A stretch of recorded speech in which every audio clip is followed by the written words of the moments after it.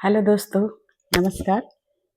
तो आज मैं आधुनिक काल हिंदी गद्य का विकास से वीडियो की शुरुआत करूंगी। आधुनिक काल का समय 1850 ईस्वी से 1900 ईस्वी तक का है।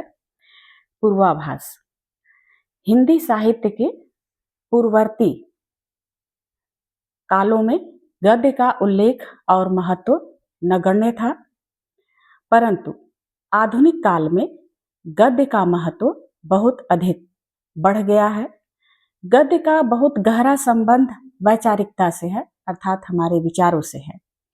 भारतेंदु युग के बाद जो भी कविता लिखी गई उस पर गद्यात्मक दबाव बहुत अधिक रहा है।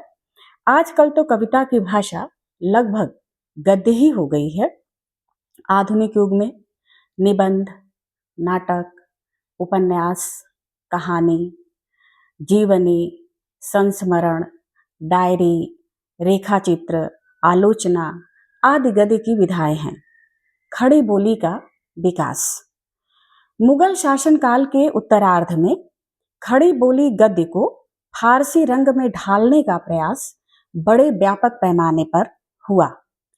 भाषा के द्वारा सामाजिक स्तर प्रकट करने का काम लिया जाता है। जैसे आजकल लोग प्रदर्शन की भावना से प्रेरित होकर बीच बीच में अंग्रेजी शब्दों या वाक्यों का प्रयोग करते हैं, अथवा हम ये भी कह सकते हैं कि अंग्रेजों के द्वारा ही अंग्रेजी लाई गई, तो अंग्रेजी का हमारे देश में इतना अधिक व्यवहार होने लगा है और शिक्षा भी अंग्रेजी मीडियम से होने लगी है। सारे सरकारी कामकाज वगैरह सब अंग्रेजी में ही होने लगे हैं। तो इसका भी असर हो सकता है कि किसी को समझ में भी नहीं आता है कि हम अंग्रेजी बोल रहे हैं और व्यवहार में वह अंग्रेजी शब्दों का प्रयोग करता है। तो अंग्रेजी हिंदी में इतनी घुल मिल गई है कि न चाहते हुए भी सब लोग अंग्रेजी बोलते ही हैं।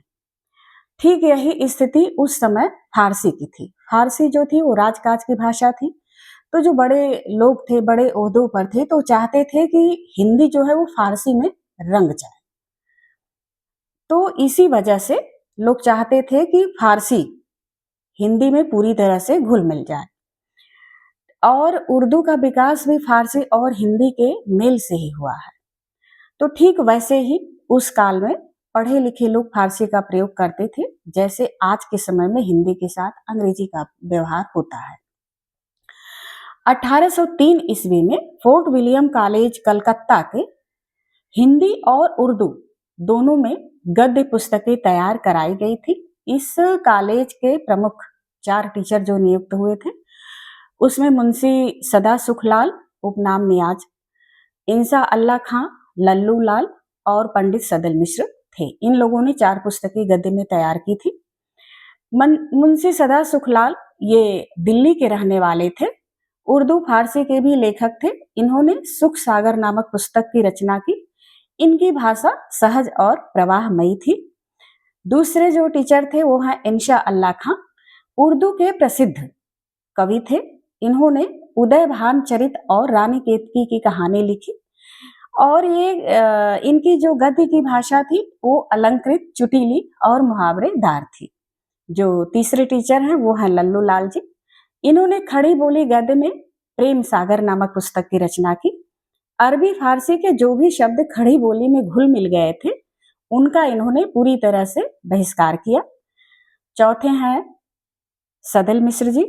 इनकी पुस्तक का नाम नासिकेतोपाख्यान है। इनकी भाषा में पूर्वीपन है। ये आरा बिहार के रहने वाले थे। इनकी भाषा व्यवहार उपयोगी है।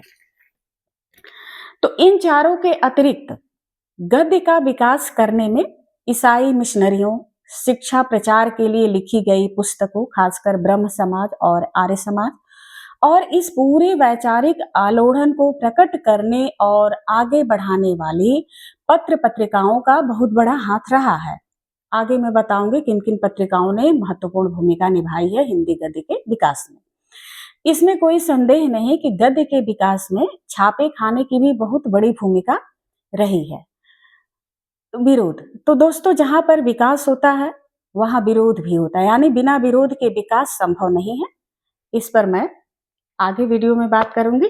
तब तब तक के लिए दोस्तों थैंक यू। आप लोग लाइक करें, कमेंट करें, सब्सक्राइब करें और सुने।